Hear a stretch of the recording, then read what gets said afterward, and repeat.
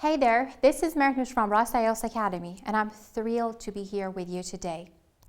In this exciting video, we'll be delving into the world of punctuations in IELTS writing. Trust me, when I say that applying the correct punctuation is like adding a magical touch to your writing. This creates a beautiful flow, allows your ideas to connect, and ultimately boosts your score in the grammatical range and accuracy criteria. But before we delve into the punctuations, why don't you take a moment to subscribe to our incredible YouTube channel and give this video a thumbs up. Your support means the world to us, and this motivates us to bring you more valuable content. Thank you. Now let's get down to business and embark on this punctuation adventure together. If you take a look at IELTS band descriptors, it is said that a 6 makes some errors in punctuation. A 7 has a good control over punctuation while having a few errors. What we can understand here is that even if you manage to use complex structures or a perfect grammar, the incorrect punctuation can negatively affect that and mark you down. There are so many punctuation marks you can use, like full stop or period, comma, question mark, exclamation mark, colon, semicolon, apostrophe, or other punctuation marks like parentheses, quotation mark, and more. Today we want to talk about the ones that candidates make more mistakes with. Let's get started with full stop or period. This is quite a simple one. While a full stop or period goes at the end of a sentence and you have to follow it with a capital letter. For example, I went to a shopping center to buy a coat yesterday. After that, I ate lunch in a restaurant nearby. The next one is colon. You can use colons in your writing to introduce examples, explanations, or details. For example, there are many colors on the wall: red, blue, and green. Secondly, you can use this punctuation mark to mention something in general and then explain about it after the colon. For example, they live in the best country of the entire world, Canada. This is something you cannot find anywhere, the last version of your favorite book. The third punctuation mark is semicolon. You can use this one to show that your ideas before and after are connected. For example, it's better to buy the new house.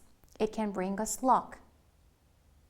However, if you're not certain if you should use it, then don't use it and use a period instead.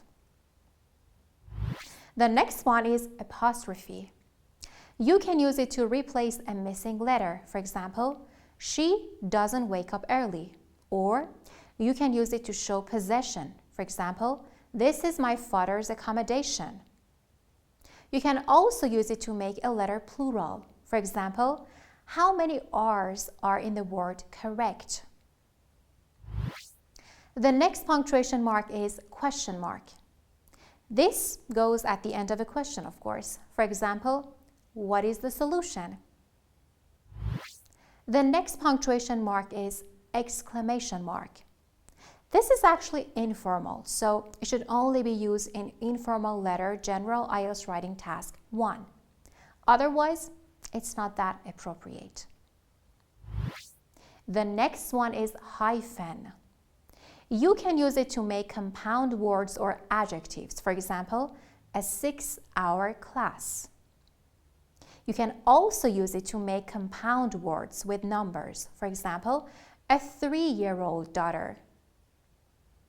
And you can use it with some prefixes. For example, ex-wife, non-alcoholic, self-driving.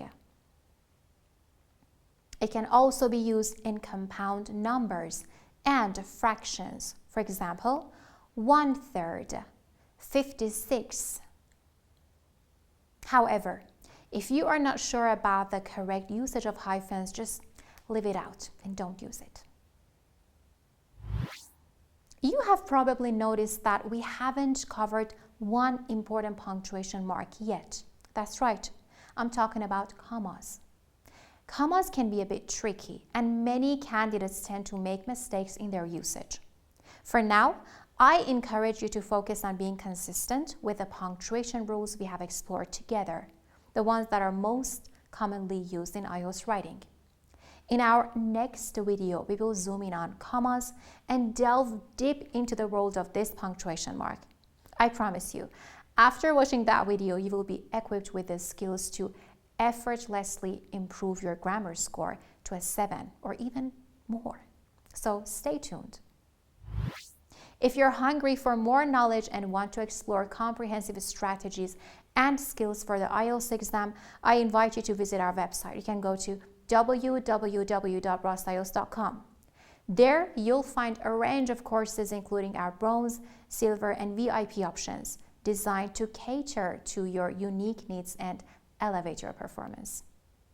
I can't wait to meet you again in our next exciting video. Until then, keep practicing, keep exploring, and keep shining on your IELTS journey. See you soon.